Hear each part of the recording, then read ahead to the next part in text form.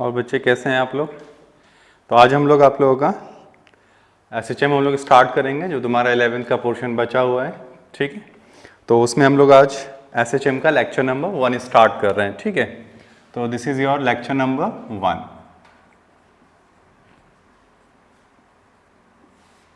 For your SHM। SHM को पढ़ने से पहले हम लोगों को ये समझना होगा कि सबसे पहली चीज़ कि पीरियोडिक मोशन क्या होता है। ठीक है, तो सबसे पहले हम लोग पढ़ने जा रहे हैं इसमें पीरियोडिक मोशन। पीरियोडिक मोशन, तो पहले हम इसको समझते हैं, पीरियोडिक मोशन। ठीक, तो देखिए पीरियोडिक मोशन जो होता है ये वो मोशन होता है जिसमें बॉडी जो है अपने मोशन को एक रेगुलर इंटरवल ऑफ टाइम के बाद क्या करेगी, रिपीट करेगी। ठीक है, इसमें ये कोई ज़रूरी नहीं है कि उसका एम्पलीट्यूड कांस्टेंट रहे, एम्पलीट्यूड चेंज हो सकता है लेकिन वो ऑसिलेशन कर रही होगी। ठीक है, तो हम लोग क्या याद रखेंगे इसमें, तो इसमें हमें याद रखना है the motion of A particle which repeat at a regular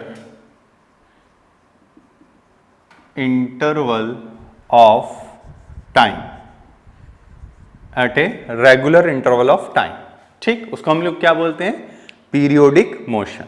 clear है बात? ओके, अब देखिए पीरियोडिक मोशन की अगर हम बात करें, ठीक है, ये हमारा क्या हो गया, पीरियोडिक मोशन हो गया।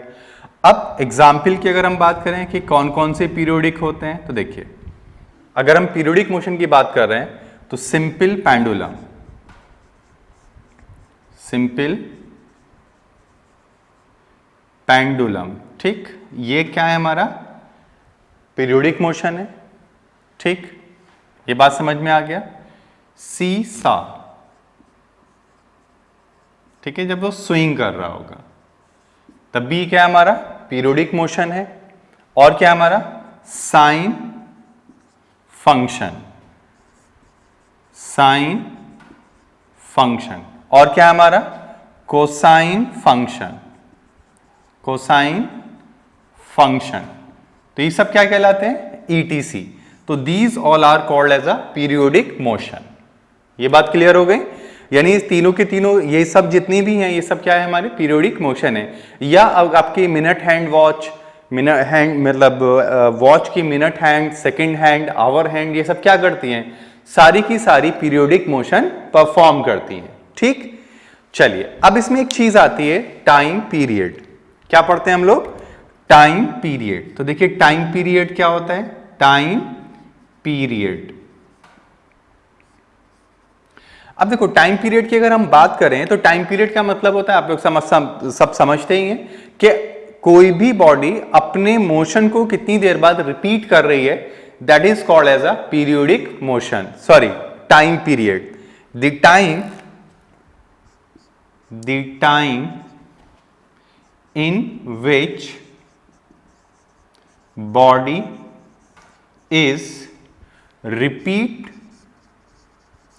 its motion, repeat its motion is called time period of that motion। यानी उस मोशन का वो क्या कहलाएगा, टाइम पीरियड कहलाएगा। ठीक, अब वो तो आप समझते हैं टाइम पीरियड है तो SI यूनिट होगी। क्लियर। अब एक और चीज होती है इसके अंदर, फ्रीक्वेंसी, तो वो और समझ लेते हैं। फ्रीक्वेंसी क्या होती है, देखिए फ्रीक्वेंसी, तो अगर हम फ्रीक्वेंसी की बात कर रहे हैं, फ्रीक्वेंसी का मतलब होता है कि कोई भी मोशन हो रहा है तो वो अपने मोशन को पर यूनिट टाइम में कितना रिपीट कर पा रहा है। ठीक है, यानी अपने मोशन को कितनी देर में रिपीट कर रहा है, that is called as a frequency of that motion. ठीक है, तो हम लोग क्या बोलेंगे, क्या बोलेंगे, नंबर ऑफ कंप्लीट मोशन और साइकिल्स पर unit time is called frequency, is called frequency। ठीक, यानी फ्रीक्वेंसी जो होती है हमारी वो होती है number of cycles, complete cycles per unit time, ये हमारा कहलाता है फ्रीक्वेंसी। ठीक है, तो अगर हम बोलें कि n साइकिल्स t सेकेंड में तैयार हो रही है तो फ्रीक्वेंसी क्या हो जाएगी हमारे पास n/t। ठीक, ये चीज होती है हमारे पास। एक और चीज होती है एंगुलर फ्रीक्वेंसी। एंगुलर फ्रीक्वेंसी का मतलब ये होता है कि वो सर्कुलर मोशन में अगर चल रहा है, मान लीजिए किसी बॉडी से रिपीट कितनी देर में हो रहा है, तो अगर हम ये बोलें कि एक बॉडी यहां से चलती है t टाइम पर, t = 0 पर मान लेते हैं, ठीक, और वो यहां घूमकर यहां पहुंच जाती है एट t = t, तो यहां पे बताओ थीटा कितना चलती है, तो इसको बोलते हैं हम लोग 2π। तो बताओ क्या कह लेंगे, तो हम इसको बोलेंगे एंगुलर वेलोसिटी = 2π/t। सही, तो हम क्या बोलेंगे ओमेगा = 2π × 1/t, 1 वेव पर सेकेंड। ठीक है, एक वेव अगर इतनी देर में बन रहा है यानी इतनी देर में रिपीट करा तो क्या कहलाएगी उसकी फ्रीक्वेंसी, तो क्या बोलेंगे 2πf। This is your angular frequency. ठीक है, ये वेव में दोबारा लौटेगा, तो ये बात तुम्हें समझ में आ रहा होगा। चलिए, गॉट इट। आइए अब आगे बढ़ते हैं इसमें। देखिए, ये मिटा दें, ओके। अब देखिए इसमें अगर हम और बात करें थोड़ा सा तो वो समझते हैं। देखिए क्या समझना है, देखिए अब ये तो बात समझ में आ गया कि चलिए ठीक है ये चीज है। अब हम बात करते हैं ऑसिलेटरी मोशंस। ऑसिलेटरी मोशन, तो देखिए ऑसिलेटरी मोशन क्या होते हैं उनको हम लोग थोड़ा समझने की कोशिश करेंगे। ठीक है, देखिए ऑसिलेटरी मोशन, ऑसिलेटरी मोशन या इसी को हम लोग बोलते हैं हार्मोनिक मोशन, हार्मोनिक मोशन। तो देखिए क्या होता है ये ऑसिलेटरी मोशन या हार्मोनिक मोशन। अगर हम ऑसिलेटरी मोशन या हार्मोनिक मोशन की बात करें तो पहली चीज ये पीरियोडिक मोशन होता है। ठीक है, और it is occur on a straight line, ये सीधे मतलब एक स्ट्रेट लाइन पे होगा। ठीक, दूसरी बात ये किसी अपनी पॉइंट के about to and fro motion करता है। कैसा करता है, टू एंड फ्रो मोशन। ठीक है, तो हम ये बोल देते हैं पहली चीज it is the periodic motion about its mean position. ठीक, और क्या कह सकते हैं, और it is a motion which to and fro about its mean position, यानी वो अपनी मीन पोजीशन के अबाउट क्या करेगा, टू एंड फ्रो मोशन कर रहा होगा। ठीक है, दूसरी चीज, पहली चीज पीरियोडिक हो गया, दूसरी चीज टू एंड फ्रो मोशन कर रहा होगा। ठीक है, एक ही चीज हो गई। दूसरी बात oscillatory motion, oscillatory motion is occur on a straight line. ये हमें ध्यान रखना है, किस पे करता है, ऑसिलेटरी मोशन पे। एग्जाम्पल अगर हम बोलें, एग्जाम्पल अगर हम एग्जाम्पल बोल रहे हैं, ठीक है, एग्जाम्पल अगर हम बोलें simple pendulum, simple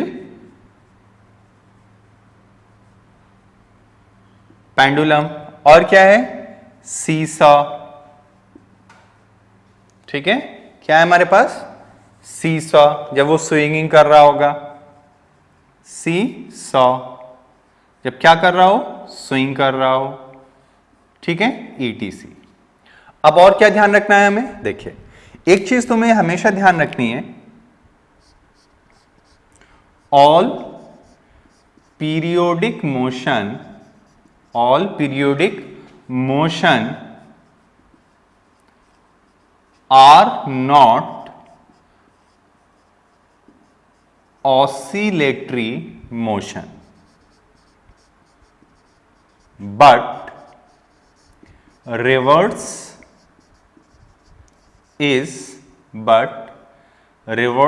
is true.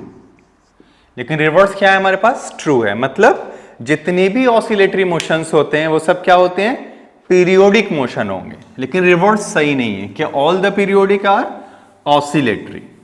ठीक है, चलिए अब और समझते हैं। देखिए तो ये बात हमें समझ में आ रहा है, ठीक। अब इक्वेशन क्या होती है इसमें, ये हम थोड़ा सोचना चाहेंगे कि व्हाट इज द इक्वेशन। ठीक है, हमारे पास इक्वेशन क्या होगी, कैसे हम इसको सॉल्व करेंगे, तो ये हम लोगों को थोड़ा देखना पड़ेगा। ठीक है, चलिए तो ये बात हमें समझ में आ रही है, बताओ जल्दी से। फिर हम लोग इसमें बात करते हैं टाइप्स ऑफ ऑसिलेशन मोशन।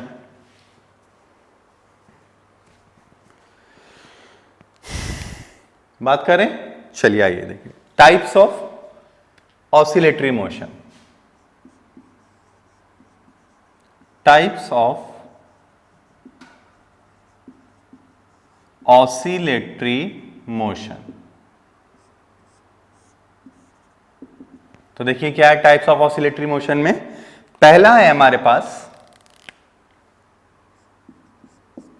ठीक है, ऑसिलेटरी मोशन में पहला है हमारे पास, इसमें जो है फ्री ऑसिलेशंस।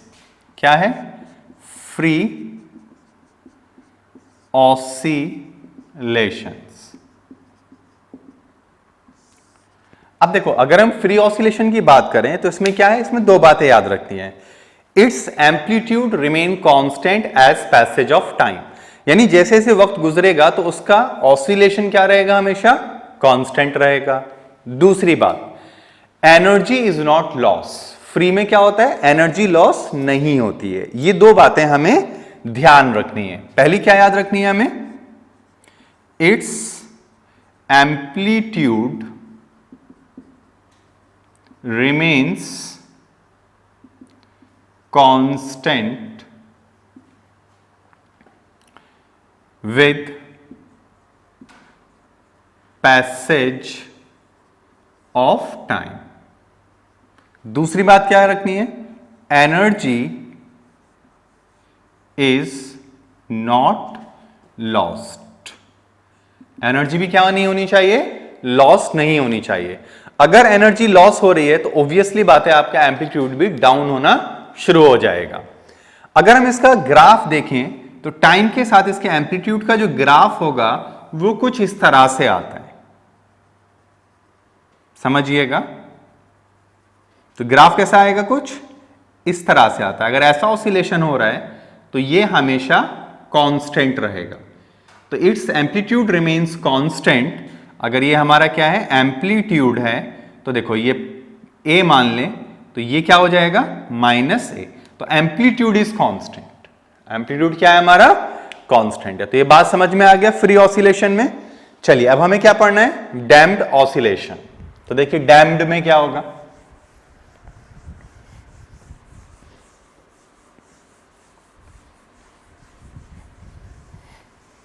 अच्छा इसमें अगर आपको एग्जाम्पल लेना है तो एग्जाम्पल आप ले सकते हैं, एग्जाम्पल ले सकते हैं आप, simple pendulum without air friction, क्योंकि अगर एयर फ्रिक्शन रहेगा तो इसकी एनर्जी लॉस होने लगेगी। ठीक है, चलिए अब हमें क्या पढ़ना है, डैम्प्ड ऑसिलेशन। देखो डैम्प्ड ऑसिलेशन, देखो डैम्प्ड ऑसिलेशन बहुत सिंपल होता है। सपोज करिए जैसे बचपन में हम लोग क्या करते थे कि छोटा भाई या छोटी बहन है तो उसको झूले पे हम लोग झुलाया करते थे। कैसे, मान लीजिए एक बार आपने ऐसे पकड़ के और फिर ऐसे छोड़ दिया, तो वो पहले ऐसे ऑसिलेट करेगा लंबा, फिर ऐसे आएगा, फिर ऐसे आएगा, फिर ऐसे आएगा। तो तुम क्या करते थे, तो तुम्हें एक चीज दिखाई देती थी कि उसका amplitude with the passage of time is decreases. क्यों? क्योंकि उसकी एनर्जी लॉस हो रही है। क्या हो रही है? उसकी एनर्जी लॉस हो रही है। तो ये थोड़ा सा अपोजिट में होगा। तो क्या होगा?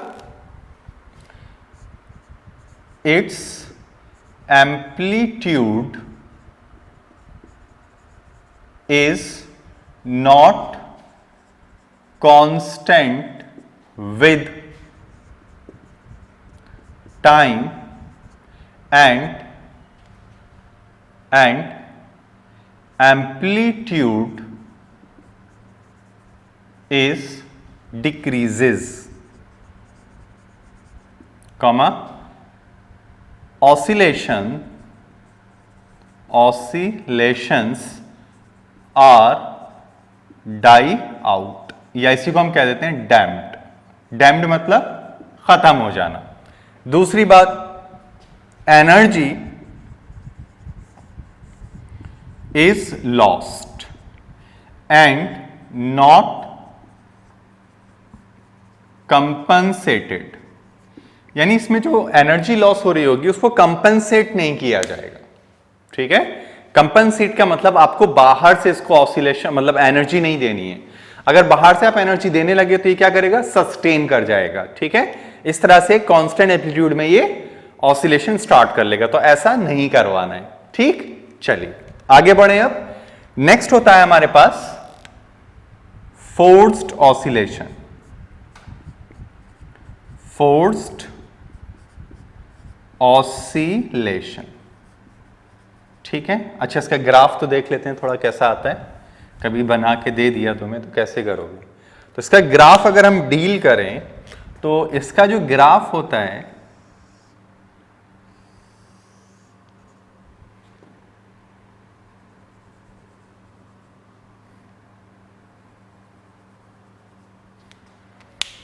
तो इसका ग्राफ कुछ इस तरह का होगा।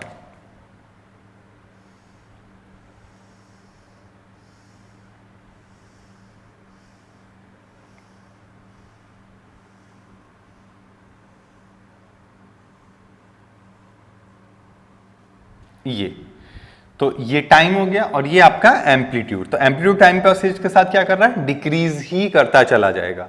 तो इसे हम लोग बोलते हैं डैम्प्ड ऑसिलेशन। ठीक है, चलिए तो अब हमें इसमें जो स्टडी करना है वो क्या करना है? अब हमें ओवर डैम्प्ड, एक और होता है हमारे पास जिसका नाम है ओवर डैम्प्ड ऑसिलेशन। ठीक, नेक्स्ट हम लोगों को क्या पढ़ना है इसमें? Over damped oscillations. तो देखिए ओवर डैम्प्ड ऑसिलेशन में क्या होता है समझते हैं, आइए। तो क्या पढ़ना है हम लोगों को? Over damped oscillation. Over damped oscillations. Over damped oscillation, देखिए ओवर डैम्प्ड ऑसिलेशंस क्या होते हैं कि ओवर डैम्प्ड ऑसिलेशन हम उनको कहते हैं जिसमें एनर्जी जो उसकी कंपनसेट की जाएगी वो एक्सटर्नल फोर्स से दी जाएगी, यानी कोई बाहर से उसको बराबर क्या कर रहेगा? फोर्स करेगा। अब इसको समझते हैं उसमें होता क्या है। देखिए अगर आप वही झूले वाला हम एग्जाम्पल ले लें तो शुरू में हम क्या करते हैं? उसको बहुत धीमे से धक्का देते हैं तो ऐसे ऑसिलेट करता है। फिर हम क्या करते हैं? उसको और धक्का मारते हैं तो वो और ऑसिलेट होता है। फिर हम उसको और धक्का मारते हैं तो क्या करता है? अपने एम्पलीट्यूड को क्या करता है? बढ़ाता चला जाएगा। तो हम क्या हैं? हम उसमें एक एक्सटर्नल एजेंट की तरह वर्क कर रहे हैं, उसको एनर्जी प्रोवाइड कर रहे हैं। यानी जो एनर्जी लॉस कर रहा है उसको कंपनसेट किया जा रहा है और क्या किया जा रहा है? उसको फोर्स किया जा रहा है, यानी उसकी एनर्जी को क्या किया जाएगा? बढ़ाया जाएगा by using the some external forces. ठीक है, तो इसमें हमें क्या याद रखना है?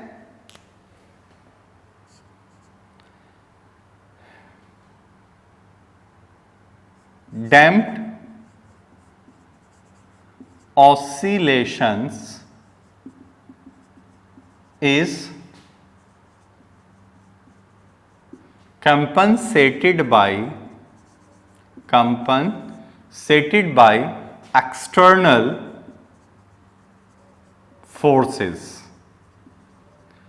ठीक, दूसरी बात क्या याद रखनी है?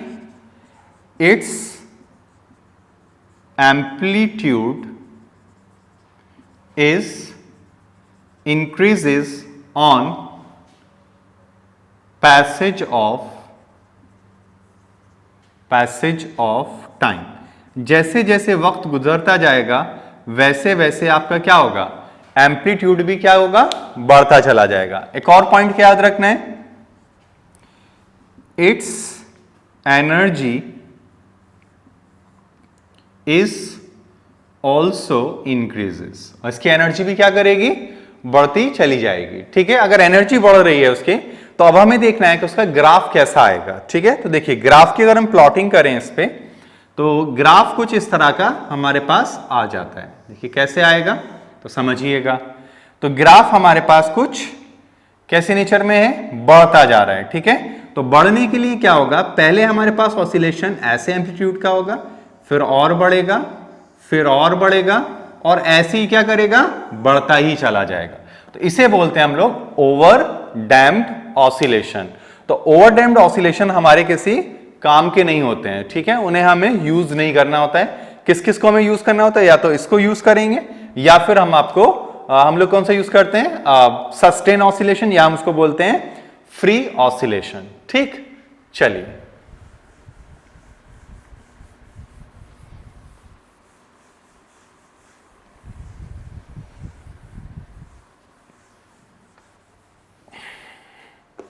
देखिए,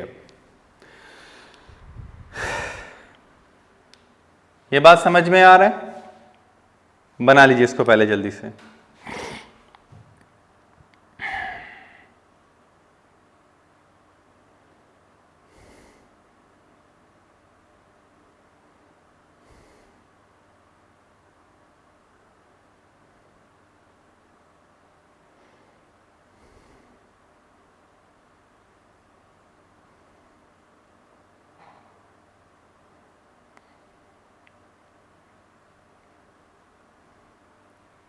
डन, ठीक। अब हम लोग एक बात करते हैं इसमें कि ऑसिलेटरी मोशन या हार्मोनिक मोशन की इक्वेशन क्या होती है। देखिए, हार्मोनिक मोशन और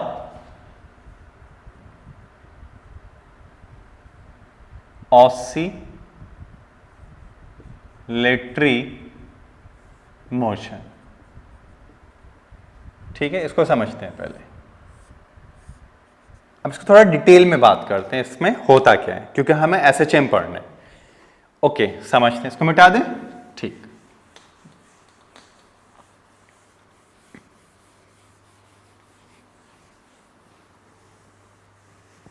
देखिए समझिएगा, सबसे पहली चीज तो हमें याद रखनी है कि ऑसिलेटरी मोशन में या हार्मोनिक मोशन में एक फोर्स होगी which will always acted towards its mean position.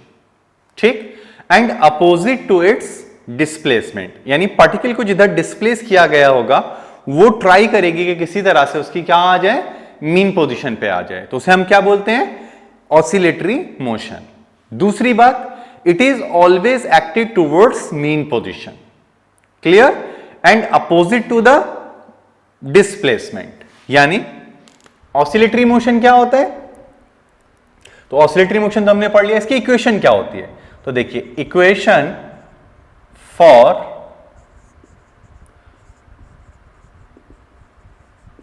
Oscillatory motion, ठीक, तो ये होती है हमारे पास F is equal to minus k x की पावर m, के एक्स की पावर m। ठीक, अच्छा चलो ठीक है। अच्छा, इसे अगर हम वेक्टर फॉर्मेट देखना चाहें तो ये इस तरह से होता है। वेक्टर में अगर हम देखना चाहेंगे तो ये इस तरह से, यानी फोर्स और डिस्प्लेसमेंट, यहां पे जो x है इसको बोल रहे हैं हम लोग डिस्प्लेसमेंट वेक्टर, ठीक, और f जो है ये फोर्स वेक्टर है, फोर्स वेक्टर। कौन सी फोर्स, तो इसको बोलते हैं रीस्टोरिंग, यानी जो ट्राई करेगी इसको इसकी मीन पोजीशन पे लाने का। ठीक है, चलिए, तो ये बात समझ में आ रहा है तुम्हें। अब देखो, अब इसमें ये जो हमारा n होता है ये ऑलवेज एक क्या होगा, ऑड नंबर ही होता है। क्या होता है, हमेशा एक ऑड नंबर होगा। ठीक है, 1, 3, 5, 7, 9 एंड सो ऑन। अब समझना ये होगा कि ये ऑड ही क्यों होगा, why we can not take even. तो समझना जरा, देखो अगर हम ऐसे बोलें कि f, अगर हम मैग्नीट्यूड में बात कर रहे हैं तो -kx की पावर n, ऐसे हमने रख लिया। अब अगर हम ये बोलते हैं कि चलो ठीक है, अगर हमने ये बोला कि हमारे पास ये एक पेंडुलम है, समझना, और ये मेरे पास ये हो गया। ठीक, अब देखो इसकी मैं मेन पोजीशन यहां पे शो कर रहा हूं, तो this is my reference line. अब हम ये बोलें कि ये हमारा मीन पोजीशन है, समझना बात को, ये मेरा मीन पोजीशन हो गया। इस लाइन पे हम बात करेंगे, ये मेरा हो गया मीन पोजीशन। अब अगर मैं इसको यहां पे डिस्प्लेस कर दूं ये, तो ये मैं इसको इधर लेकर आ गया। अब देखो इस पे क्या होता है, एक फोर्स होगी जो इसके मीन पोजीशन की तरफ काम करेगी। तो मैंने डिस्प्लेसमेंट किधर करा, तो मेरा डिस्प्लेसमेंट हुआ इधर की तरफ, और फोर्स किधर लगेगी, इधर की तरफ। तो अब देखो अगर मेरा ये इधर है और ये इधर की तरफ है, तो मैं क्या बोलूंगा, तो मैं ये बोलूंगा कि मैंने डिस्प्लेसमेंट किधर किया, एक्स में किया, यानी पॉजिटिव। तो एक्स मेरा क्या है अभी, पॉजिटिव। तो मैं क्या लिखूंगा, F is equal to -k into x की पावर n। अब ये पॉजिटिव है तो यही रहेगा, ठीक है, ये सेटिस्फाई कर रहा है। ओके, अब मान लीजिए कि ये इधर की तरफ आ गया, ये किधर आ गया, इधर की तरफ। अब मेरा डिस्प्लेसमेंट किधर हुआ, इधर की तरफ, और फोर्स किधर लग रही होगी, इधर की तरफ। तो अब डिस्प्लेसमेंट मेरा क्या है, निगेटिव है कि नहीं। तो अब अगर डिस्प्लेसमेंट मेरा निगेटिव है, यानी x अगर मेरा निगेटिव है, क्या है, निगेटिव, और मैं क्या मान के चल रहा हूं, इफ n क्या है, इवन। अगर n इवन है तब, तो अगर n इवन है तो ये तो सही है। लेकिन यहां पे अगर हम बात करें तो therefore f is equal to -x की पावर n, और ये क्या है, इवन है, तो क्या आ जाएगा, -kx। तो यानी क्या बताने लगा कि जिधर मेरा डिस्प्लेसमेंट हुआ है उधर ही मेरा क्या हो रहा है, फोर्स लग रहा है। उधर ही क्या लग रहा है, मेरा फोर्स, यानी both are in same direction. Even लगा दिया ना, तो ये निगेटिव है, ठीक है ना, तो ये निगेटिव है, तो फोर्स को भी क्या बताने लगा कि ये इधर ही फोर्स लग रही है, एंड दिस इज रॉन्ग। तो इसलिए क्या हो गया, गलत हो गया। तो ये सेटिस्फाई नहीं कर पाता है, क्या नहीं कर पाएगा, सेटिस्फाई नहीं करेगा। और अगर ये सेटिस्फाई नहीं कर रहा है तो क्या करें, तो इसीलिए क्या रखा गया, ऑड। फॉर n क्या है, ऑड। तो देखिए n ऑड रखने पे क्या होगा, तो n ऑड रखने पे अगर ये पॉजिटिव है तो f हमें क्या मिलेगा, -kx ही मिलेगा, बात सही है। और अगर मेरा ये कब है, जब x क्या है मेरा, पॉजिटिव। और अगर x मेरा निगेटिव हो जाए तो बताओ क्या लिखोगे, f is equal to -k -x की पावर n। तो ये ऑड है तो ये निगेटिव आएगा तो क्या हो जाएगा, kx की पावर n, यानी फोर्स किधर लगेगी, पॉजिटिव में, इसीलिए n क्या है हमारा, ऑड। ये बात समझ में आ गया, यानी ऑड रखने पर ही ये बात क्या करती है, सेटिस्फाई करती है कि force and displacement are in opposite direction. Clear, बनाओ इसको जल्दी से।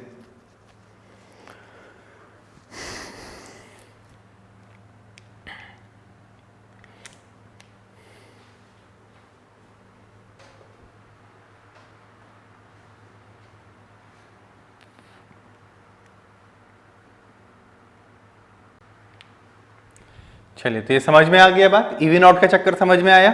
चलिए अब आगे बढ़ते हैं इसमें, इसको नोट कर लिया होगा आप लोगों ने, देखिए। और अब हम बात करते हैं इसमें SHM। देखिए कोई भी ऑसिलेटरी मोशन पीरियोडिक होगा, इसका मतलब ये है कि उसमें एनर्जी लॉस नहीं होनी चाहिए। ये मैं लिख दे रहा हूं कहीं पर, ठीक है, ये मैं कहीं लिख दे रहा हूं, इस बात का थोड़ा ख्याल रखना।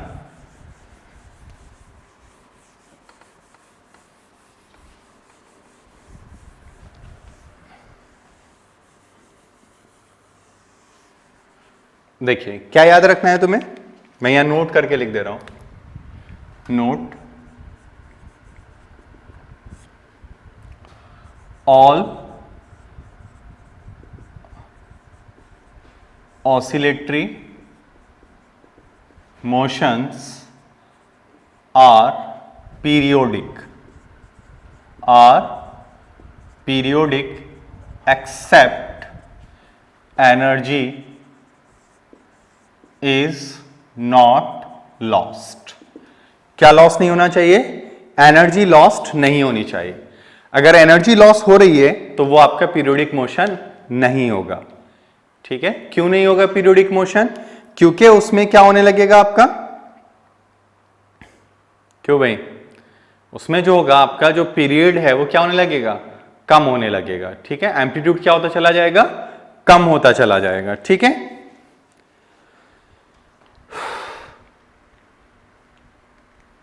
चलिए अब आगे बढ़े. चलिए अब हम बात करते हैं इसमें एसएचएम. देखिए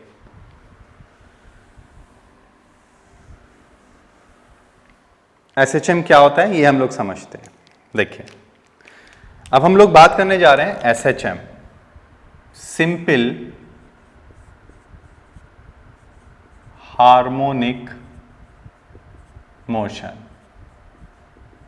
जिसको हम इन शॉर्ट बोलते हैं एसएचएम. क्या बोलेंगे? SHM, simple harmonic motion. ये आपको समझ में आ रही है बात? ठीक है, अगर ये समझ में आ रही है तो हमें क्या याद रखना है? सबसे पहली चीज याद रखनी है, देखो सबसे पहली चीज हमें याद रखनी है, it is the special case of harmonic motion. It is the special case of harmonic motion in which n is equal to 1. तो therefore f is equal to क्या हो जाएगा? Minus kx. क्या हो जाएगा बताओ? Minus kx. तो ये जो आपका हार्मोनिक है, this is simplest form of the harmonic, that is why it is called as a simple harmonic motion. क्या कहते हैं इसको हम लोग? Simple harmonic motion. क्लियर है अब बात? समझ में आ रही है बात? ओके. दूसरी बात, दूसरी बात क्या है हमारे पास? Force always acted towards its mean position, that is equilibrium position. ठीक, इसका मतलब हम ये कह सकते हैं force always try to move the particle towards its mean position. यानी वो किधर की तरफ काम कर रहे होंगे? मीन पोजीशन की तरफ काम कर रहे होंगे. ये बात समझ पा रहे हो? ओके. तो इट इज मीन पोजीशन. ठीक है, एक्टेड टुवर्ड्स मीन पोजीशन. दूसरी बात और क्या याद रखना है हमें? देखो नेक्स्ट, x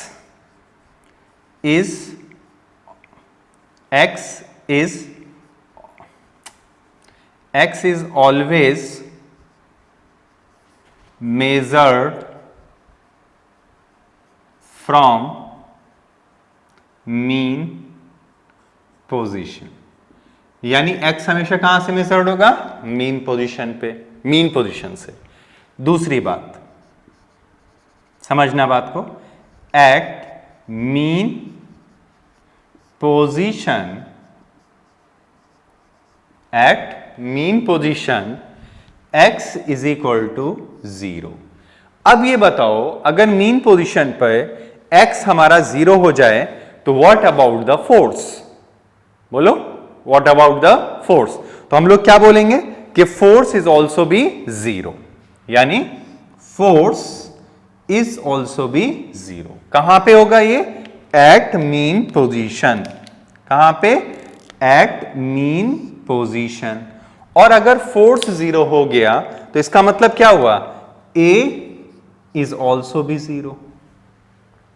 ठीक है, ए भी क्या हो जाएगा हमारे पास? जीरो हो जाएगा वहां पर, यानी वहां पर कोई एक्सेलरेशन नहीं होगा।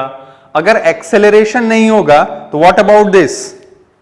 बोलो, अगर एक्सेलरेशन नहीं हो रहा है तो क्या कह सकते हो? क्या वेलोसिटी जीरो है वहां पे? वहां पर वेलोसिटी जीरो नहीं होगी। इसका मतलब हुआ कि dv by d t is equal to क्या हो जाएगा? कांस्टेंट या जीरो। इसका मतलब v क्या रहेगी वहां पे? कांस्टेंट। यानी वहां पे v क्या हो जाती है? कांस्टेंट हो जाती है। यह बात आप समझ पा रहे हैं? ठीक है, क्लियर है अब बात? एक और बात हम समझ सकते हैं, as we increase what? X, यानी हमारा जो फोर्स है, ये जो फोर्स है हमारा, it is directly proportional to minus of displacement. ये आपको ध्यान रखना है। यानी जैसे जैसे तुम डिस्प्लेसमेंट बढ़ाते जाओगे वैसे वैसे फोर्स एक्टेड भी क्या होगी? बढ़ती चली जाएगी। ये बात समझ पा रहे होगे? ठीक है, बनाओ इसको जल्दी से, जल्दी से बना लो इसको।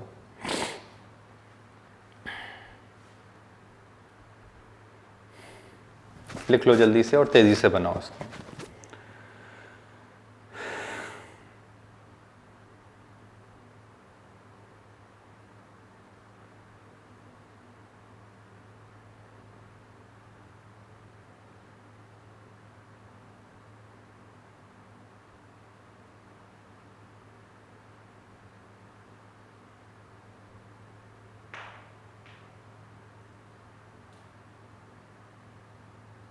हो गया? चलिए और कुछ बातें लिख लेते हैं। देखिए,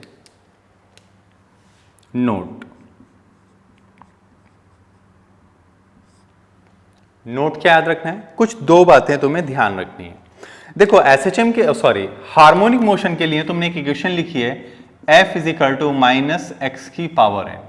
तो आपसे कोई ये पूछे कि ऑल द हार्मोनिक मोशन या all the oscillatory motions are simple harmonic, तो आंसर होगा नहीं। लेकिन आपको उल्टा याद रखना पड़ेगा, all the SHM are harmonic motion या all the SHM are oscillatory motion. तो तुम्हें क्या याद रखना है? तो तुम्हें पहली चीज याद रखनी है, पहली चीज, all oscillatory motions are not SHM. यानी जितने भी ऑसिलेटरी मोशंस होते हैं वो क्या नहीं होते? ऑसिलेटरी नहीं होते। दूसरा क्या होगा? क्या कह रहा है? All oscillatory motions are not SHM. तो क्या होगा फिर? तो तुम्हें ध्यान रखना है, ये बात तो तुम्हें ध्यान रखनी है। अच्छा, यहां पे लिख लेना, बट रिवर्स इज ट्रू। लेकिन इसकी जो रिवर्स कहानी होगी वो आपकी बिल्कुल सही होगी। क्या मतलब? मतलब ऑल द एसएचएम्स आर ऑसिलेटरी। ठीक। दूसरी बात, SHM always occur on a straight line, occur on a straight line। ये भी तुम्हें याद रखना है। ठीक है, बनाओ इसको जरा जल्दी से।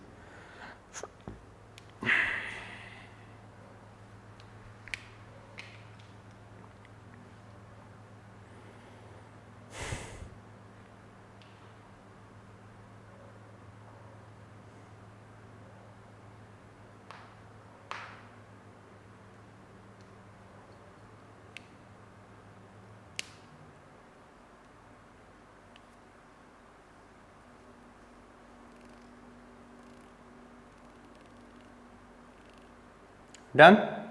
ठीक है, समझिए और आगे।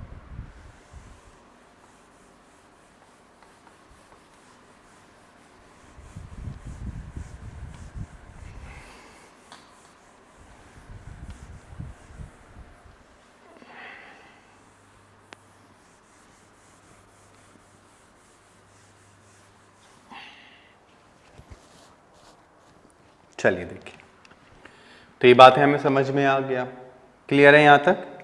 तो आई होप ये तुम्हें समझ में आ रहा है। अब देखो हमारे पास जो फोर्स है वो कितनी है, तो force is equal to minus k x. क्या है बताओ? फोर्स जो है वो हमारे पास क्या है, माइनस के एक्स। अच्छा, अगर हम इसका एक्सेलरेशन निकालें तो हम लोग क्या लिखेंगे, माइनस के बाई एम इंटू एक्स। ये की क्वेश्चन आ गई। दूसरी बात हमें क्या याद रखना है कि for a S H M a is equal to minus omega square x. क्या होगा, माइनस ओमेगा स्क्वायर एक्स। ये तुम्हें मेमोराइज कर लेना है। क्या कर लेना है, ये तुम्हें मेमोराइज कर लेना है। अगर ये हमें पता है, ये होगा, हमेशा ध्यान रखना फॉर एस एच एम, तो ये है, तो हम ये लिख सकते हैं इसका मतलब कि omega square is equal to k by m, यानी omega is equal to under root k by M.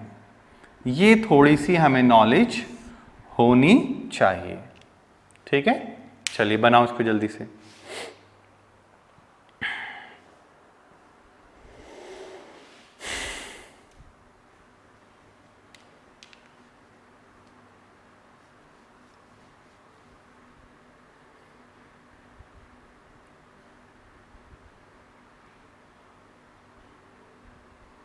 ठीक है, चलिए अब देखिए जरा, अब अगर हम जरा F versus minus displacement graph देखें, then how we can plot it. देखो वेरिएबल फोर्स तो है, तो कैसे बनेगी, तो ये बनेगी कुछ इस तरह से, ये हमारा फोर्स हो गया और ये हमारा एक्स हो गया, ठीक। मीन पोजीशन पे क्या रहेगी, जीरो। अब बताओ एक्स अगर नेगेटिव है तो फोर्स क्या रहेगी, पॉजिटिव, तो ये इधर जाने लगेगी। अच्छा, अगर एक्स हमारा है पॉजिटिव तो फोर्स क्या हो जाएगा, नेगेटिव, तो ये इधर जाने लगेगी। तो ये ऐसे हमारी इक्वेशन चलती है। तो यानी क्या है, force is equal to minus k x. तो इसका स्लोप क्या है, माइनस के। स्लोप क्या है इसका, अगर हम इसका स्लोप की बात करें तो स्लोप हमारे हो जाएगा माइनस के। डन। चलिए अब इसी को अगर हम प्लॉट करें किसके रेस्पेक्ट में, देखो अगर हम इसी को प्लॉट कर दें कि a is equal to minus omega square x, तो यानी a is also minus times of the displacement. बताइए ये बात समझ में आ रही है कि नहीं? तो अगर हम इसकी प्लॉटिंग करें तो कैसे आएगा, तो इसकी प्लॉटिंग करना कोई बड़ी चीज नहीं है, we have to draw in this way. ये देखो ये हो गया a और ये हो गया हमारा डिस्प्लेसमेंट मतलब x। तो क्या होगा, when x is positive a is negative, मतलब अपोजिट डायरेक्शन में। तो किधर लग रहा होगा a, ऐसे जा रहा होगा, ठीक है, a नेगेटिव डायरेक्शन में आ रहा है, ये होगा, ठीक। और अगर x इज नेगेटिव तो a पॉजिटिव डायरेक्शन में लग रहा होगा। तो this is a is equal to minus omega square x, यानी स्लोप इसका क्या है यहाँ पे, स्लोप की अगर हम बात करें तो माइनस ओमेगा स्क्वायर। बनाओ इसको जल्दी से।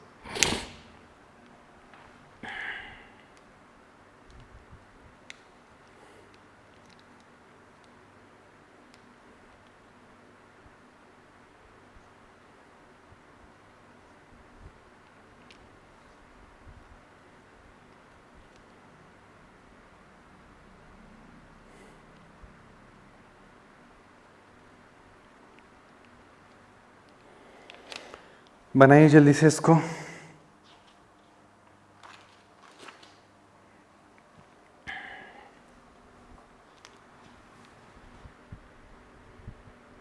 डन। चलिए एक और चीज समझते हैं इसकी, देखिए आइए।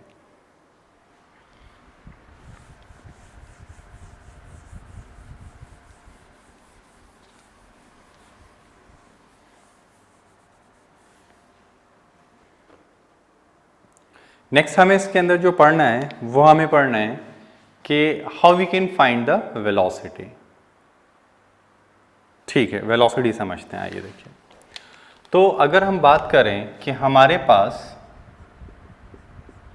a इज इक्वल टू क्या है, minus omega square x. X, यही है।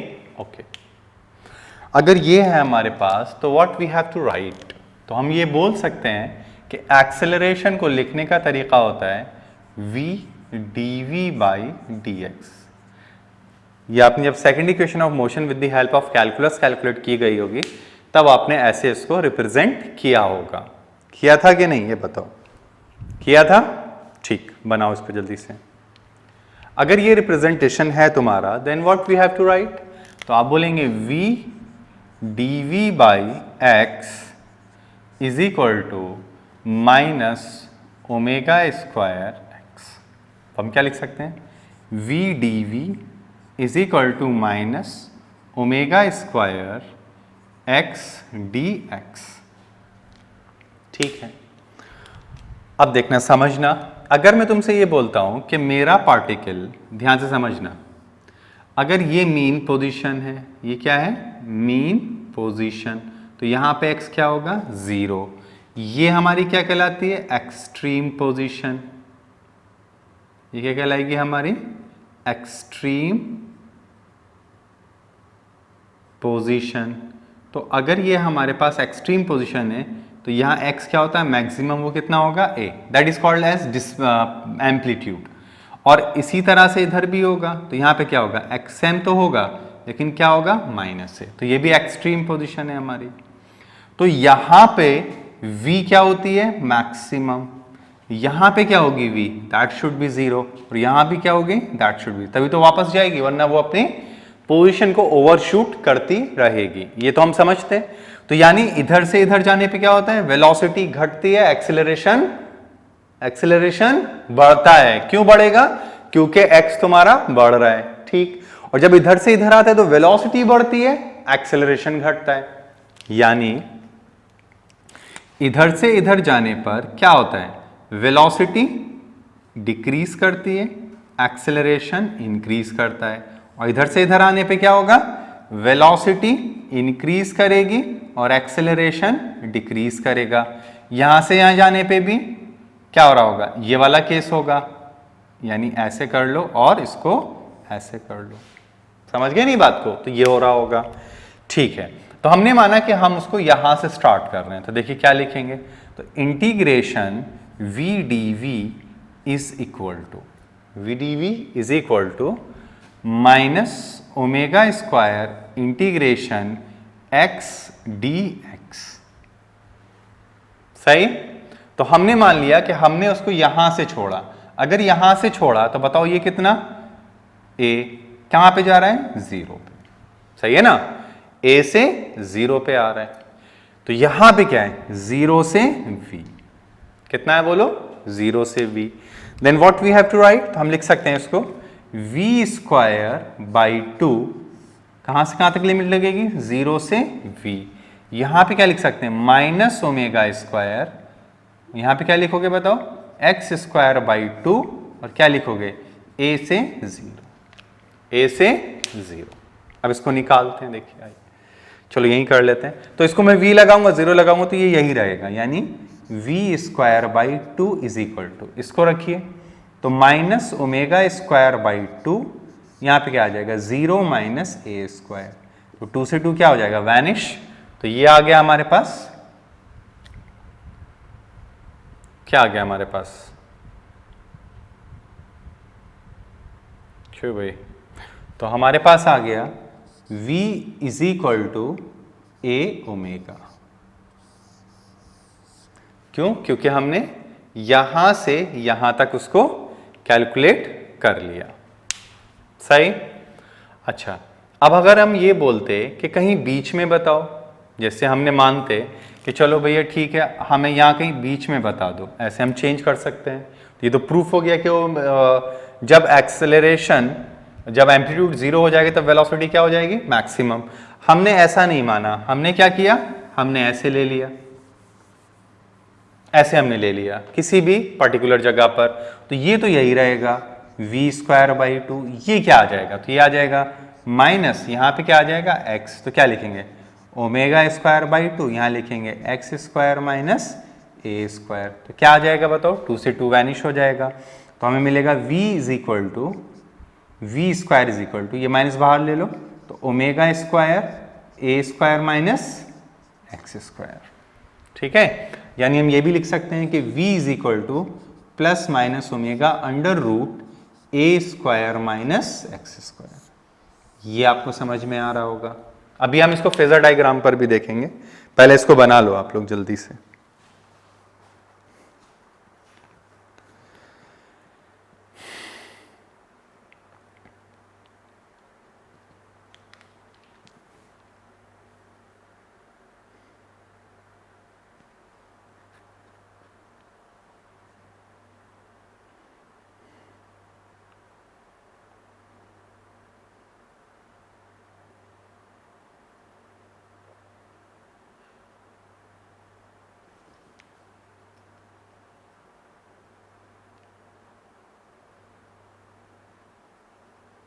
डन, ठीक है। देखिए जरा,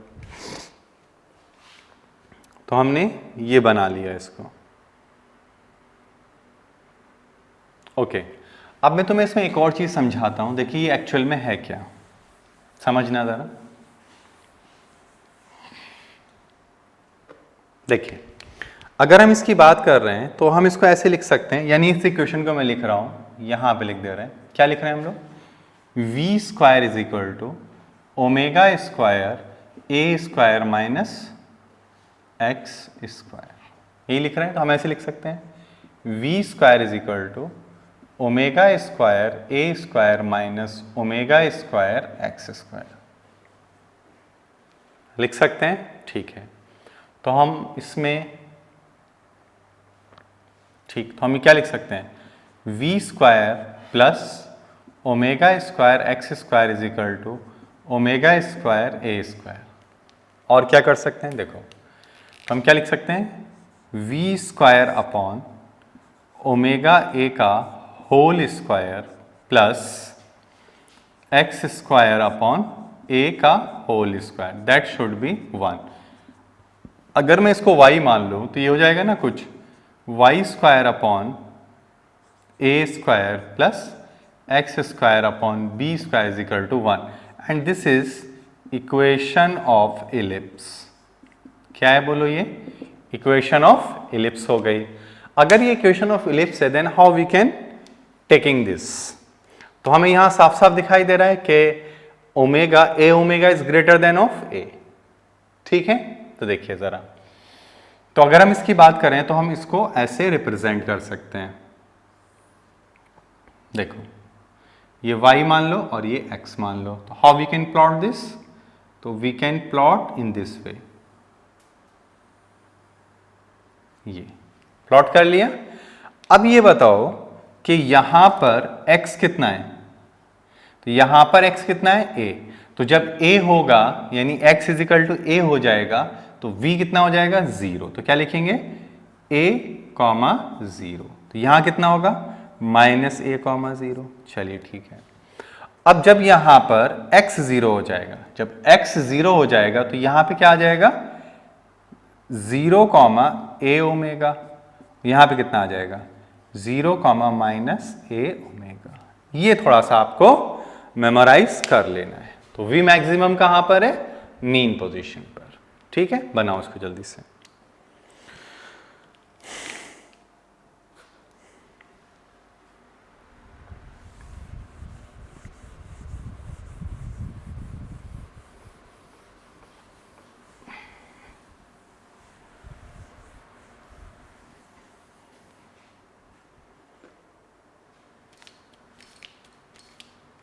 बनाओ जल्दी से इसको, फिर आगे बढ़ते हैं इसमें, फिर चीज़ों को थोड़ा सा कैलिब्रेट करते हैं इसमें, ठीक है।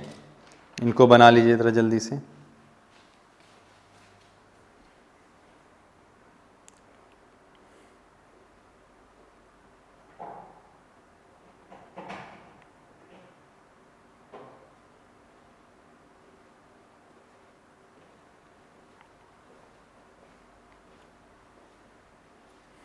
चलिए हो गया। अब देखिए अगर हम इनका ग्राफिकल रिप्रेजेंटेशन देखें then how we can take this. तो देखिए ग्राफिकल रिप्रेजेंटेशन कैसे लेंगे? तो हमें बात करना है ग्राफिकल रिप्रेजेंटेशन। देखिए, अगर हम ग्राफिकल रिप्रेजेंटेशन की बात करते हैं तो अगर हम ये समझें कि एक बॉडी यूनिफॉर्म सर्कुलर मोशन में चल रही है, किसमें चल रही है? यूनिफॉर्म सर्कुलर मोशन में। तो इसको हम ऐसे समझते हैं कि चलिए ठीक है, ये हमारा यूनिफॉर्म सर्कुलर मोशन है। ये एक सर्किल बना लिया मैंने, ठीक है। तो ये हमारा हो गया और ये इस तरह से हमने ले लिया, ठीक है। पार्टिकल हमारा यहां पे चल रहा है, कहां पे चल रहा है? यहां पे, ठीक है। अब देखो, अगर मेरा पार्टिकल जब यहां से चलना शुरू करता है तो देखो क्या होगा, समझना बात को। तो जब ऐसे मेरा पार्टिकल जब चल रहा है, बस ध्यान से देखते रहना, देखो क्या होने वाला है, समझना। मैंने क्या करा, मैंने यहां पर एक स्क्रीन बना दी, छोड़ो ऐसे नहीं, इसका स्क्रीन रेड कलर से मैं यहां दिखा रहा हूं तुम्हें। तो मैंने एक स्क्रीन यहां पे बना ली, समझना बात को जरा ध्यान से। ये मैंने क्या बना लिया, एक screen, this is my screen, ठीक। और यहां से मैंने क्या डाल दिया, लाइट रेज, लाइट रेज, समझना बात को। मैंने यहां से क्या कर दी, इस पे लाइट रेज ऐसे डाल दी, ठीक है। नाउ अब जब मेरा पार्टिकल यहां पर है, समझना बात को, जब यहां पर है ए पर, तो वेयर इज इट्स प्रोजेक्शन? इस पे देखो प्रोजेक्शन। तो आप बोलेंगे कि अगर ये यहां पर है तो बताओ अभी कहां पर है? तो आप बोलेंगे यहां पर है कि नहीं? बोलो, ये बात समझ में आ रही है? अब धीरे धीरे वो अपनी बॉडी को क्या करेगा, बढ़ाना शुरू करेगा। अब समझना बात को। अब मान लीजिए कुछ देर के बाद वो यहां पर आ गया, यानी अब ये यहां पर आ गया। अब बताओ, अब ये लाइट जब इस पे गिरेगा तो प्रोजेक्शन कहां दिखाएगा अपना? तो आप बोलेंगे कि इसका प्रोजेक्शन, प्रोजेक्शन मतलब इसका शैडो अब कहां आ गया, यहां पर आ गया, ठीक। यानी ये हो गया। अब ये यहां पहुंच गया तो अब ये आ गया, तो अब बताओ कहां पे पहुंचेगा? तो अब ये पहुंच गया, पहुंचा कि नहीं? ठीक। अब ये यहां पर आ गया तो अब बताओ प्रोजेक्शन कहां है? तो आप बोलेंगे ये आ गया। चलिए ठीक है, ये क्या कहलाएगा इसका? एक्सट्रीम। ये क्या कहलाएगा इसका? मीन। तो where is the particle start from? Mean. तो मीन से जब चल रहा है तो ऐसे प्रोजेक्शन देता हुआ जा रहा है, यानी it will be going in upward direction. चलिए, ये कहां पहुंच गया? एक्सट्रीम, ठीक है, एक्सट्रीम पोजीशन। ईपी लिख दे रहा हूं मैं इसको, एक्सट्रीम पोजीशन। अब क्या हुआ, अब मैं रेड वाले से, मैं ग्रीन वाले से बना रहा हूं, ठीक है। अब वो इधर आ रहा है, तो मान लीजिए वो यहां पे आ गया। अब वो यहां पर आ गया तो वेयर इज द प्रोजेक्शन? तो इसका प्रोजेक्शन कैसे बनाओगे? ये आ गया प्रोजेक्शन और ये रहा प्रोजेक्शन। फिर मान लीजिए वो यहां आ गया तो where is the projection? There. तो ये यहां पर आ गया। फिर कहां आ गया? फिर यहीं पर आ गया, यानी यहां पर। तो अब कहां आ गया? फिर यहां। तो ये ऐसे जा रहा है ग्रीन वाले से, ठीक है। बनाओ इसको जल्दी।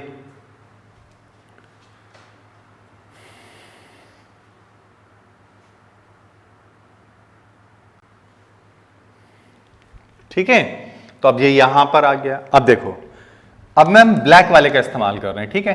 अब मेरा पार्टिकल चलो फिर से यहां पे आ गया, अब ये इधर जा रहा है। अब मान लो कि मेरा पार्टिकल यहां पर आ गया, तो वेयर इज द प्रोजेक्शन? ये आ गया। तो ये कहां पर आ गया? अब देखो यहां आ गया। फिर मेरा पार्टिकल यहां पर आ गया, तो वेयर इज द प्रोजेक्शन? यहां पे लाइट, तो ये शैडो ऐसे बना देगा। फिर ये यहां पर आ गया, तो अब शैडो कैसे बना देगा? ऐसे बना देगा। तो अब ये कहां जा रहा है? अभी नीचे। चलो ठीक है, अब देखो जरा, अब हम किसका इस्तेमाल करें? चलो किसका कर लें? चलो ब्लू का इस्तेमाल कर लेते हैं, ठीक है, या चलो ग्रीन का यूज करते हैं। मान लीजिए मेरा पार्टिकल यहां पर है, तो वेयर इज द प्रोजेक्शन? तो आप बोलेंगे ये रहा प्रोजेक्शन, ऐसे मान लेते हैं, ये रहा प्रोजेक्शन। फिर मेरा पार्टिकल कहां है? ये आ गया, ये रहा प्रोजेक्शन। फिर मेरा पार्टिकल कहां है? यहीं पर आ गया, तो ये रहा प्रोजेक्शन। और अब ये ऊपर जा रहा है। तो एक्चुअल में मेरा जो SHM हो रहा है वो इस पे हो रहा है कि नहीं? ये देखो, देखिए हो रहा है कि नहीं हो रहा है इस पे SHM? यानी मेरा पार्टिकल क्या कर रहा है? इस पे ऐसे नाच रहा है ना, यानी इस वाले डायगोनल पे SHM कर रहे हैं। हो रहा है कि नहीं? देखो, एक बार पार्टिकल ऊपर गया, फिर पार्टिकल नीचे आया, फिर पार्टिकल नीचे गया, फिर पार्टिकल ऊपर आया। This is the SHM. This is the SHM which is performing on the diameter, which is performing on the diameter and particle start from mean position. कहां से हो रहा है? मीन से हो रहा है. अगर एक्सट्रीम से होता तो क्या होता? यहां से चलता और फिर वो ऐसे नीचे जाता. फिर क्या करता? बोलो भाई, यहां पे आ गया, फिर यहां आ जाता, फिर नीचे जाता, फिर ऊपर आता, फिर ऊपर आता. इसको एक तरह से और समझ सकते हैं, जैसे एक थर्माकोल का पीस है ना. अगर एक थर्माकोल का पीस अगर हम किसी वॉल मतलब पानी में ऐसे डाल दें और पानी को ऐसे ऑसिलेट कराएं तो वो क्या करता है? ऐसे जाता है, फिर नीचे आता है, फिर ऐसे जाता है, फिर नीचे जाता है. यानी जब वेव आती है तो ऊपर चला जाता है, जब वेव खत्म होती है तो नीचे, फिर डिप्रेशन आता है, फिर नीचे, फिर अब क्रस्ट आता है ऊपर, फिर इस तरह से वो कर रहा होता है. तो वो भी क्या कर रहा है? वाटर वेव भी क्या करती है? SHM ही परफॉर्म करेगी. ये बात समझ में आ रही है तुम लोगों को? चलिए अब हम इसका देखना चाहते हैं फेजर डायग्राम या ग्राफिकल रिप्रेजेंटेशन या जर्नल इक्वेशन ऑफ SHM. चलिए आइए समझते हैं. देखिए, तो हम इसका ग्राफिकल, ये तो समझ में आ गया होगा तुम्हें. अब देखो इसका सिचुएशंस देखते हैं हम लोग कैसे हो रहे हैं. तो इसमें क्या लिखेंगे हम लोग? क्या लिखेंगे बताओ? Particle perform SHM on the diameter of the circle. दूसरी बात, the position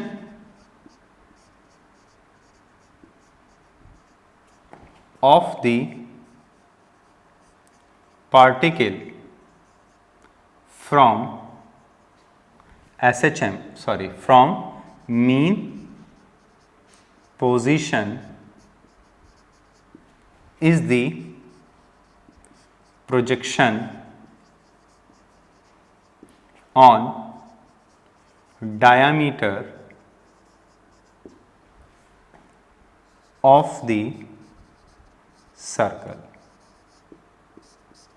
ये आपको थोड़ा सा ध्यान रखना है.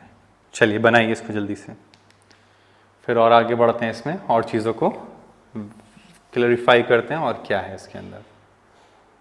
ठीक है, चलिए डन.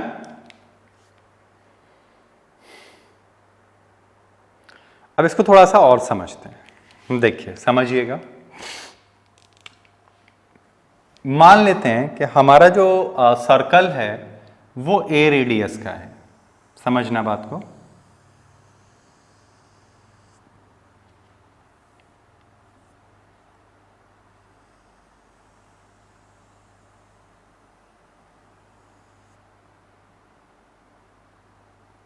ये इस तरह से है मेरे पास. अब देखिए इसमें जो रेडियस है मेरा, हम उसको समझते हैं. देखो ये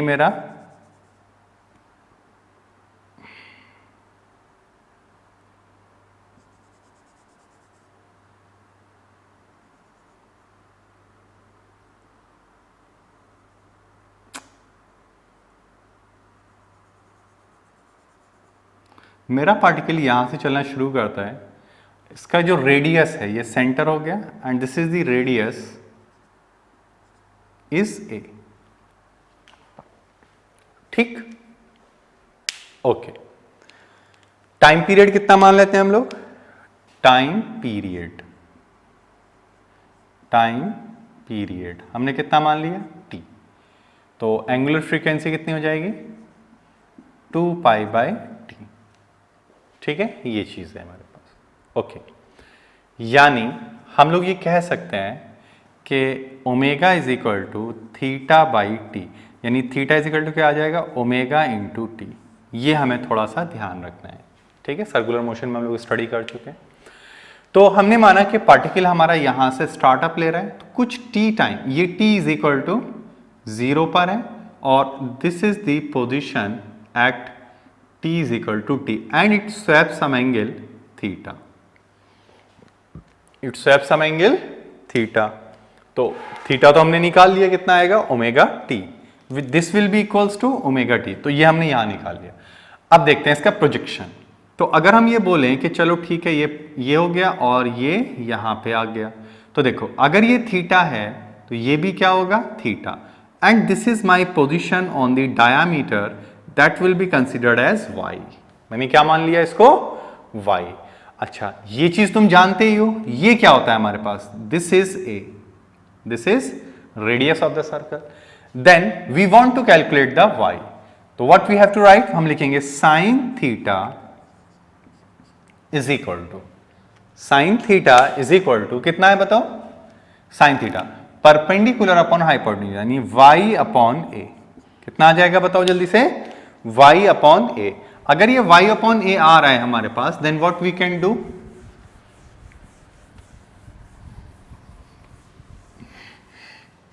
अगर ये आ रहा है हमारे पास तो हम लोग क्या कर सकते हैं, तो हम लिख सकते हैं y is equal to a sine omega t, या साइन थीटा लिख लेते हैं अभी, तो आप क्या लिख देंगे, y is equal to a sine omega t। क्या आ रहा है बताओ, a sine omega t, y is equal to a sine omega t। Done, तो ये हमें समझ में आ गई बात। चलिए अब ये बात हमें जब समझ में आ गई तो ये तो एक फॉर्मल तरीका हो गया, चलिए ठीक है ये चीज है हमारे पास। अब देखिए अगर आपसे कोई बोले कि जर्नल इक्वेशन बताइए इसका, यानी जर्नली कैसे लिखोगे, जर्नली, ठीक। अब देखो जर्नली में कुछ नहीं होता है, अभी यहां पे एक एंगल होगा जिसको हम बोलेंगे इनिशियल फेज। इनिशियल फेज का मतलब ये होता है कि वो शुरू से ही कितना एंगल पहले से ही स्वैप की हुई है, that is called as a initial phase. तो हम ये मान के चलते हैं कि हमारा जो सर्कल है या जो पार्टिकल है, समझना कि अगर ये मेरे पास एक पार्टिकल इस तरह से है कि उसने पहले से ही मतलब t इज इक्वल टू 0 पर ही, यानी ये था a, कितना है ये a, और मान लेते हैं कि वो यहां पर है अभी, ठीक, and this is the phi, इस ये at t is equal to 0 पर है, at t is equal to 0, तो हम क्या बोलेंगे, at t is equal to 0, phi को क्या कहा जाएगा, इनिशियल फेज, यानी वो पहले से ही कितना एंगल स्वैप की हुई है। अब हमने ये माना कि ठीक है अब वो यहां पर पहुंच गया, t is equal to T, तो उसने अब कितना एंगल स्वैप किया समझना, तो अब हम बोलेंगे कि उसने ये एंगल स्वैप किया ओमेगा टी, तो टोटल एंगल कितना चला, टोटल एंगल। तो अगर हम थीटा की बात करें तो थीटा क्या है, ओमेगा टी प्लस फाई, होगा कि नहीं, बिल्कुल होगा, क्योंकि हमने थीटा तो यहीं से मेजर किया था ना, दिस इज योर थीटा, बिल्कुल सही बात है। अगर ये थीटा है मेरे पास, तो अब ये बताओ कि अगर मैं यहां पर इस तरह से इसको खींच दूं और यहां पर ऐसे इसको बना दूं, तो ये मेरा थीटा होगा कि नहीं, बिल्कुल होगा, and this is what, y, यही तो पोजीशन है पार्टिकल की मेन पोजीशन से, तो क्या लिखेंगे, तो हम लिखेंगे y is equal to a sine theta, बिल्कुल इसकी तरह लिख दिया, ठीक। अब यहां पर जो है वो क्या है, y is equal to a sine omega T plus five, ये हमें ध्यान रखना है, बनाओ उसको जल्दी से। This is the general equation, क्या है ये हमारे पास, जर्नल इक्वेशन होगी, ठीक। और कहां से पार्टिकल चल रहा है, पार्टिकल ये इन्हीं मीन पोजीशन से स्टार्ट किया था उसने, कहां से, फ्रॉम मीन पोजीशन, कहां से है, फ्रॉम मीन पोजीशन। अच्छा अगर वो एक्सट्रीम से करता तो, यानी if particle start from mean extreme position, extreme position, तो क्या होगा, तो अब समझ के देखो, तो ये जो हमारा पार्टिकल होगा, सोचना अगर वो एक्सट्रीम से चलता है, कहाँ से चलता है, एक्सट्रीम, तो दिस इज पाई, यानी जो फाई है वो हमारा क्या हो जाएगा, pi, and this is t is equal to 0। Then how we can write this, how we can write this, तो क्या लिखेंगे, तो therefore y is equal to a sin omega t plus pi by 2। तो बताओ, तो यहां पे अब तुम्हें एक ट्रिग्नोमेट्री याद होनी चाहिए। साइन 90 प्लस थीटा कितना होता है बताओ, साइन 90 प्लस थीटा यानी क्या होता है कॉस थीटा। अगर याद नहीं तो मैं यहां लिख देता हूं, देखो क्या होता है साइन 90 प्लस थीटा, तो क्या होगा बताओ, sine 90 into cos theta plus cos 90 into sine theta, तो ये क्या हो गया 0, तो क्या आ गया कॉस थीटा। यानी हम लोग क्या लिख सकते हैं यहाँ पे, अब बताओ, तो थीटा कौन है हमारे लिए, ये, this will behave as a theta. तो क्या आ जाएगा जल्दी बताओ, तो हम लिख सकते हैं y is equal to A cos omega T.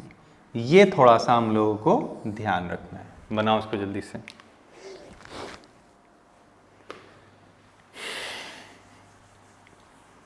चलिए हो गया, लिख लिया।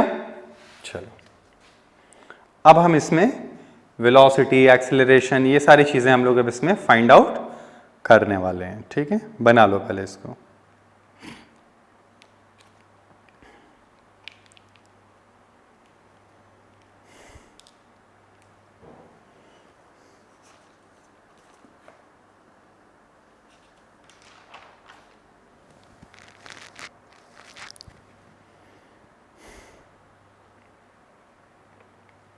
डन। चलिए वेलोसिटी निकालते हैं। देखिए ये क्या है, y क्या है, पोजीशन ऑफ पार्टिकल। y क्या है, यहां लिख देता हूं मैं, y क्या है, पोजीशन ऑफ पार्टिकल। ठीक, a क्या है, एम्पलीट्यूड यानी मैक्सिमम डिस्प्लेसमेंट, एम्पलीट्यूड। तो चलिए अब हमें क्या निकालना है, वेलोसिटी। समझते हैं, आइए। तो हमें निकालना है वेलोसिटी।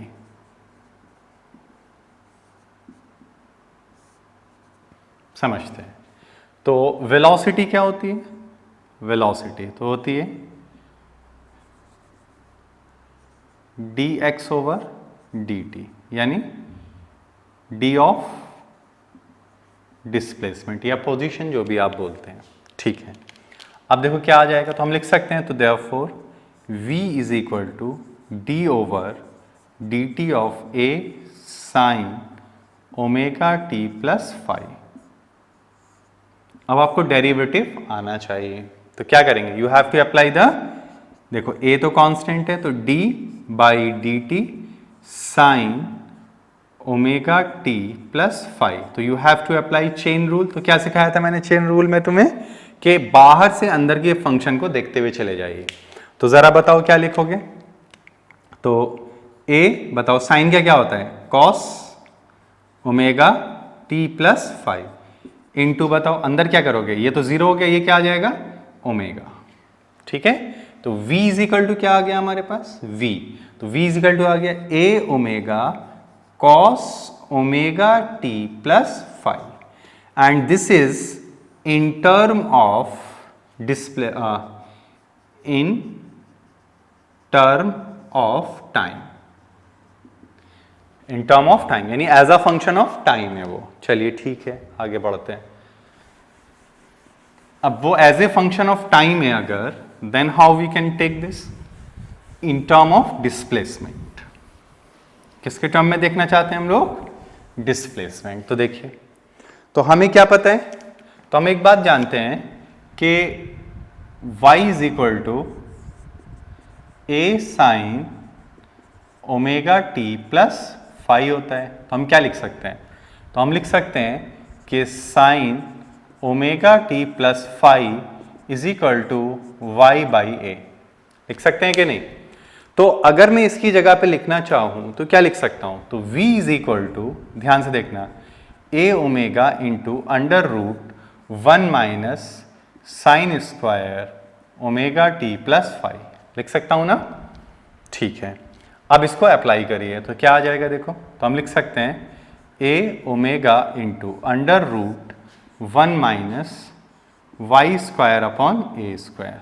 अब देखो, तो a omega into 1 by A under root A square minus y square, ये कट जाएगा तो v इजिकल टू क्या आ गया, ओमेगा अंडर रूट ए स्क्वायर माइनस वाई स्क्वायर। ये है, ये क्या है, v as function of displacement, v as function of displacement. अब देखो एट मीन पोजीशन, जब मीन पोजीशन होती है तो y कितना होता है, 0, y कितना होगा, 0, तो v क्या होगी, मैक्सिमम, और होगी क्या, तो plus minus a omega.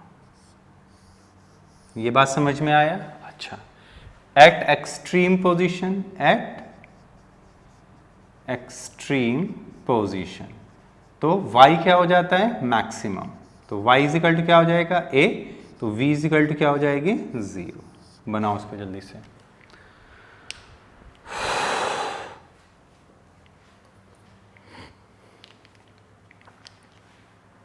Done.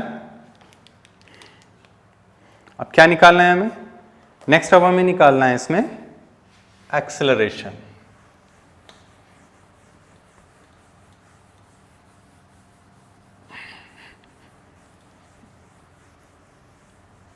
चलिए देखिए, अब हमें क्या निकालना है इसमें, तो हमें फाइंड आउट करना है इसमें एक्सेलरेशन कितना होगा। We have to calculate the value of acceleration. ठीक है, बना लीजिए पहले इसको जल्दी से।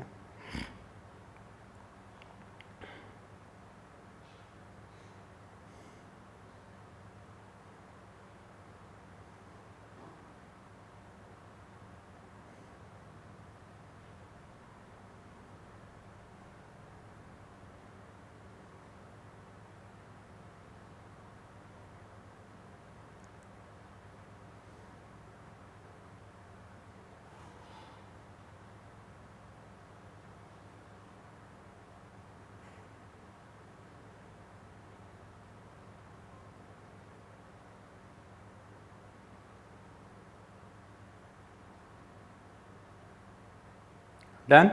चलिए एक्सेलरेशन निकालते हैं। एक्सेलरेशन,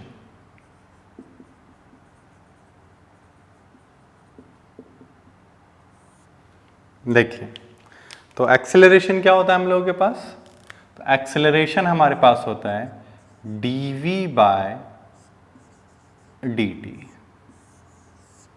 ये होता है हमारे पास। ओके ठीक है, तो अगर हम इसकी बात करें तो a इज इक्वल टू, जैसे अगर हम लिखें कि भैया v क्या होता है, तो v इज इक्वल टू होता है हमारे पास a omega cos omega t plus five, यही होता है। देखो कहाँ गया, वो रब कर दिया हमने, ठीक है, यही आता है हम लोग के पास। अब हमें क्या करना है, इसका डेरिवेटिव लेना है, तो ले लेते हैं, आइए। तो a is equal to D over D T of A omega cos omega T plus five. अब बताओ ए ओमेगा क्या है, कॉमन, तो इसको कॉमन ले लेते हैं, तो आइए कॉमन ले लेते हैं। तो a omega d over D t cos omega T plus five. बताओ कॉस का क्या होता है, माइनस साइन होता है कि नहीं, बिल्कुल। तो देखो ए ओमेगा इंटू, ध्यान से देखते रहना, minus sign omega T plus five, chain rule लगा रहा हूँ, इंटू, अब अंदर जाओ तो ओमेगा टी ओमेगा बाहर आ जाएगा, D T by d T कितना हो गया 1, यानी ओमेगा, और ये कितना हो गया 0, ये तो कांस्टेंट है। तो ए इज इक्वल टू कितना आ रहा है, देखो minus a omega square sine omega T plus five. तो this is as a function of time, क्या है ये, एज फंक्शन ऑफ टाइम। ये हमने क्या कर लिया, टाइम का फंक्शन निकाल लिया। चलिए साहब ठीक है, और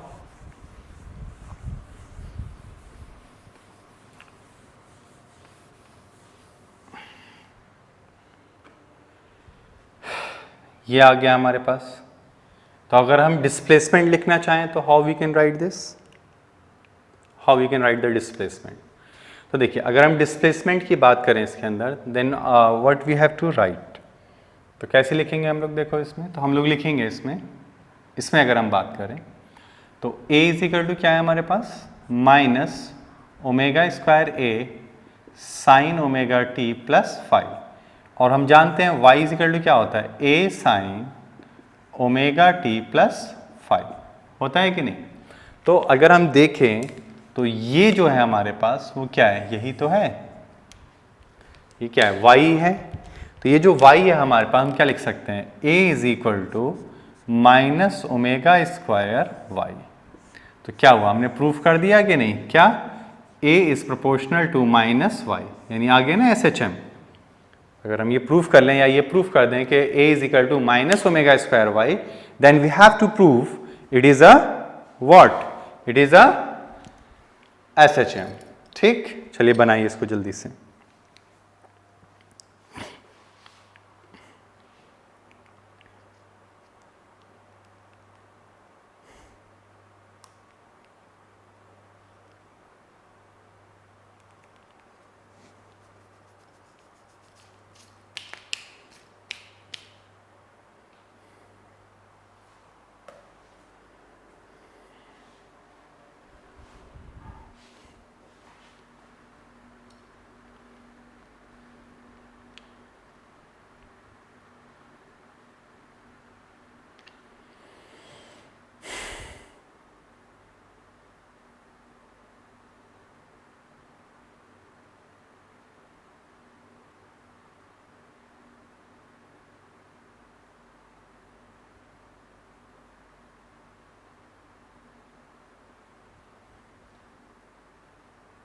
डन, चलिए तो न्यूमेरिकल करते हैं। अब देखिए इस पे ज़रा,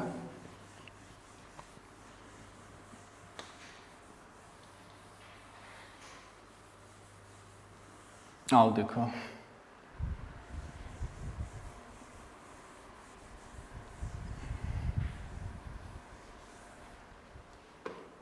देखिए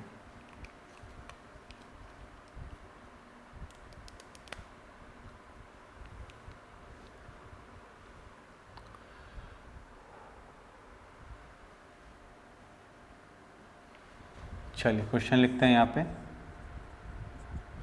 ए particle is undergoing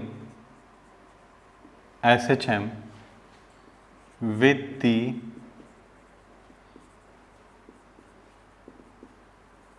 amplitude is 4 meter and time period is 22/7 second.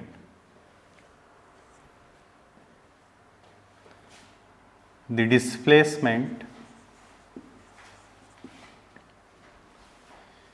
displacement of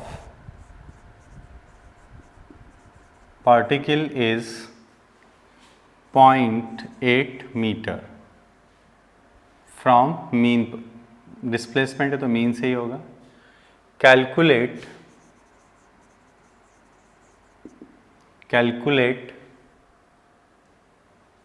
velocity, calculate angular velocity, linear velocity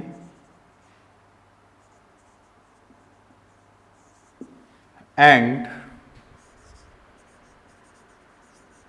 acceleration of the particle। निकालिए इसको।